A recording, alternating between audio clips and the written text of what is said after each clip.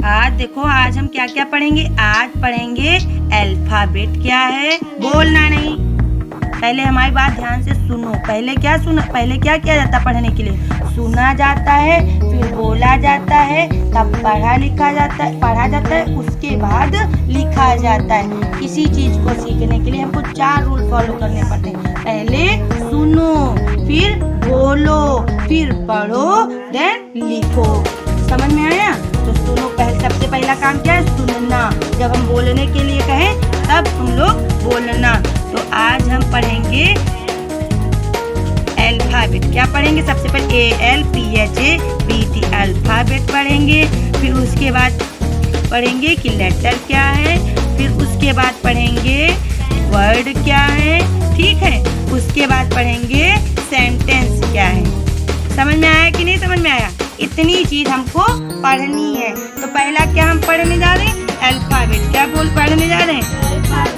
बोलो अल्फाबेट, ठीक है। अल्फाबेट को हिंदी में क्या बोला जाता है? वर्णमाला। क्या बोला जाता है? वर्णमाला। जैसे हमको पता है ना कि हिंदी की वर्णमाला अलग है और इंग्लिश की वर्णमाला अलग है। वर्णमाला क्या होती है? वर्णों के क्रमबद्ध समूह को वर्णमाला कहते हैं। इसी तरह इंग्लिश में लेटर के ग्रुप को, ग्रुप ऑफ लेटर क्या कहलाता है? अल्फाबेट। समझ में आया कि नहीं समझ में आया? तो a group of letter, a group of letters हो जाएगा। A group of letters is called alphabet. समझ में आया कि नहीं समझ में आया? तो ये तो हो गई डेफिनेशन अल्फाबेट की। अ group of letters is called alphabet, ठीक है। तो अल्फाबेट हो गए। अब बताओ इसमें, जैसे कि हमको पता हिंदी की वर्णमाला कितने भागों में बटी हुई है? 2 भागों में। एक है वॉवेल और दूसरी है कॉन्सोनेंट, ठीक है। लेकिन अल्फाबेट क्या होते हैं? इंग्लिश के अल्फाबेट क्या होते हैं? जितनी भी ABCD हैं, क्या है? ABCD, ABCDEFGHIJKL,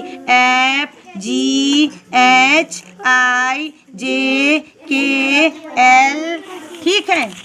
और MNOPQRSTUVWXY और Z।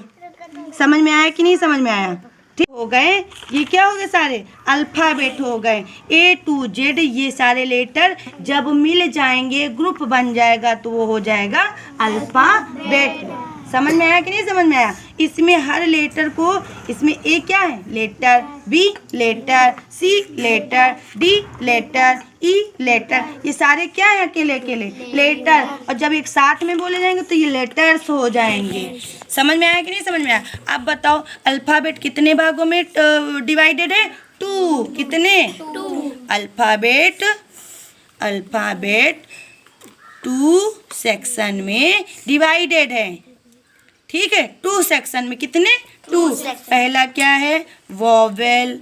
क्या है? वॉवेल। और दूसरा क्या है? कॉन्सोनेंट। क्या है? कॉन्सोनेंट। हमको पता है वॉवेल मीन्स क्या होता है? स्वर। और कॉन्सोनेंट मीन्स क्या होता है? व्यंजन।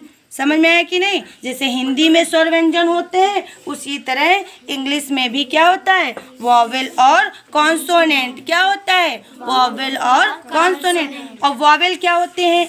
AEIOU। कौन कौन से वॉवेल होते हैं? AEIO और U, ठीक है। अब इसमें हमको क्या करना? गोला बनाओ केवल वॉवेल पे।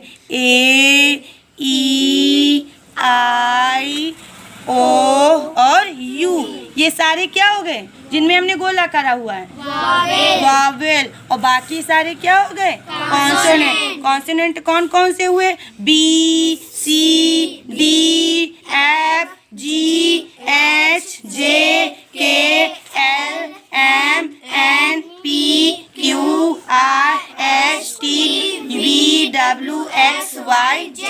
आ ही नहीं रहा है। समझ में आया कि नहीं समझ में आया? ठीक। इतना चीज समझ में आ गई। वॉवेल और कॉन्सोनेंट समझ में आ गया ना। अब हम क्या पढ़ेंगे, वर्ड क्या है। क्या पढ़ेंगे, वर्ड क्या है। वर्ड होते हैं जब, देखो अब अगला टॉपिक क्या है हमारा, वर्ड। जब दो या दो से अधिक लेटर, क्या बोलेंगे, जब दो मतलब टू या मोर देन टू, समझ में आया कि नहीं। मोर देन मतलब कि अधिक, दो से मोर देन टू लेटर्स, चुप रहना। जब टू या टू से मोर देन लेटर एक साथ जुड़ जाएं, एक साथ मिल जाएं, तो क्या बन जाएगा वो, वर्ड। क्या बन जाएगा, वर्ड। तो वर्ड बनता है, क्या बनता है, वर्ड। जैसे हमने कहा, रुको, तो वर्ड बनता है। जैसे हमने कहा जी, अब जी का कोई मीनिंग है, ठीक है। अब इसी में अगर हमने ओ मिला दिया तो ये क्या बन गया, गो। गो मीन्स क्या होता है, जाना। इसी तरह अगर हमने कहा सी लेटर लिया, ओ लेटर लिया, एम लेटर लिया, ई लेटर लिया, अब ये क्या, कितने लेटर इसमें हो गए, 4 लेटर हो गए। तो ये क्या बन गया, कम, ठीक है। कम मीन्स आना। तो मतलब जब दो या दो से अधिक लेटर मिले और उनका मीनिंग भी हो, उनका अर्थ भी हो, तो वो क्या होता है, वर्ड। समझ में आया कि नहीं। दूसरा टॉपिक क्लियर ना। लेटर यू कौन होते हैं, A to Z लेटर होते हैं। A letter, B letter, C letter, D letter, ये सारे अकेले अकेले लेटर हैं। लेकिन जब ये दो या दो से अधिक लेटर एक साथ मिल जाएंगे और उनका मीनिंग भी होगा तो वो वर्ड बन जाएंगे। अब तीसरा है सेंटेंस। अब थर्ड टॉपिक क्या है, सेंटेंस। क्या है सेंटेंस क्या होता है, जैसे दो या दो से अधिक लेटर मिलते हैं तो वर्ड बनता है। इसी तरह दो या दो से अधिक जब वर्ड मिलेंगे तो वो क्या बनेगा, सेंटेंस। जैसे हमने कहा राम इज गुड बॉय।